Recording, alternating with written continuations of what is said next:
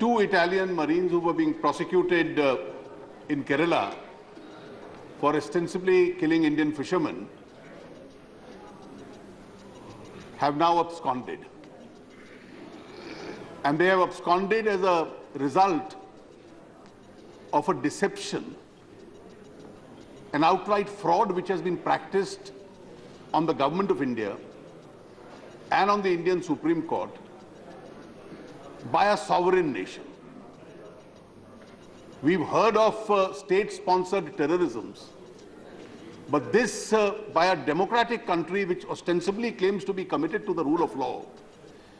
This seems to be the first such case of a state-sponsored deception and a state-sponsored abduction. It's a state-sponsored abduction because they approached the Supreme Court of India ostensibly on the pretext, first, that the two persons being prosecuted have to go to their home to celebrate Christmas. Since we are a civilized jurisprudence in India, our court yielded to the request. The second one was a little curious, that they want to go home in order to cast their vote. The little law that I understand, when you are in prison, you don't have a right to cast a vote.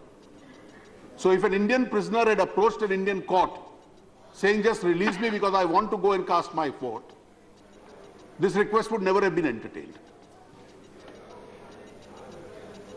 Even for Italian citizens living elsewhere in the world, there is a facility available that even if they were not in prison, assuming they were not in prison and they were outside, and I read from the Italian Interior Ministry's notification, the Italian citizens residing abroad are entitled to vote by mail for candidates.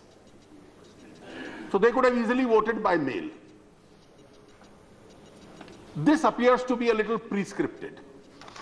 It is prescripted because even when your law provides a facility of voting by mail, you submit to the jurisdiction of the Indian Supreme Court. You want a facility to go abroad. An order which should never have been passed gets passed, and you are entitled to go abroad subject to a sovereign. Sir, I say this with a sense of responsibility. I have reason to believe that this sovereign undertaking, though given by the ambassador of Italy, is approved by the Prime Minister of Italy. And this sovereign undertaking is given to the Indian Supreme Court. And after this sovereign undertaking is given to the Indian Supreme Court, they go abroad, and then the government of Italy turns around and says, because we have disputes with regard to jurisdiction, we are not going to ask them to come back, and now they stand absconding from Indian law. Well, disputes of jurisdiction can only also be raised in Indian law. When our citizens are prosecuted, for 1984 people, for incidents which took place in India, people have filed prosecutions in the US. We go and object, you have no jurisdiction. And here is a country which is for the third time. In the 1980s, you had a defense transaction. Somebody absconds from India through Malaysia, Argentina, gets a refuge there, we are rendered helpless. In the VVIP transaction, the helicopter deal, our officials go there, they come back empty-handed, because we are now told that there will be evidence available against some of the Italian citizens, plus others in India who may be guilty of bribery. And our investigation finds it difficult to proceed further. And this is an extreme case where there is a case of a state-sponsored deception and literally you abscond from the jurisdiction of the Indian courts. What do we do, sir, under these circumstances? Are we a helpless state that India will do nothing in this matter? So my submission is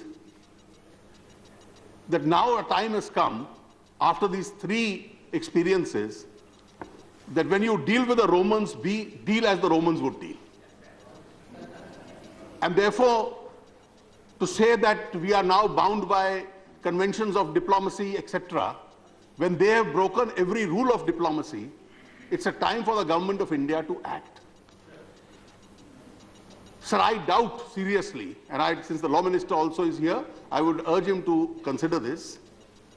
I doubt seriously whether the ambassador who has on behalf of the government of Italy given a sovereign undertaking is entitled in this case to the benefit of what is otherwise referred to as diplomatic immunities. He submitted to the jurisdiction of the Indian Supreme Court. Once you submit to the jurisdiction, you can't claim diplomatic privileges. Secondly, sir, the Vienna Convention is a 1961 post-constitutional convention. We have legislated to give it the shape of domestic law. A normal domestic legislation does not override the Constitution of India, and the Supreme Court of India has power to punish for its own contempt, which is under Article 129. The Vienna Convention will not override Article 129 of the Indian Constitution.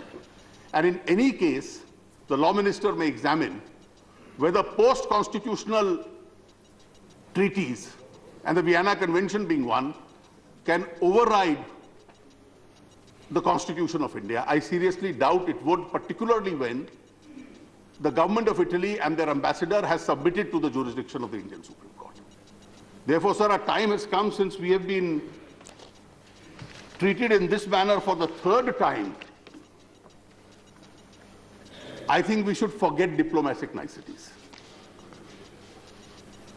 So there is a very interesting quotation from something which is never so serious.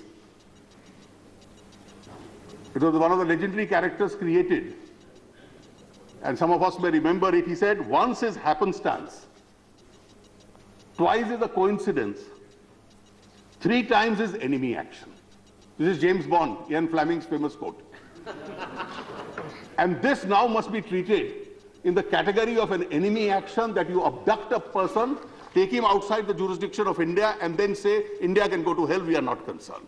Therefore, this matter, the government of India must respond and must be taken up in all its seriousness.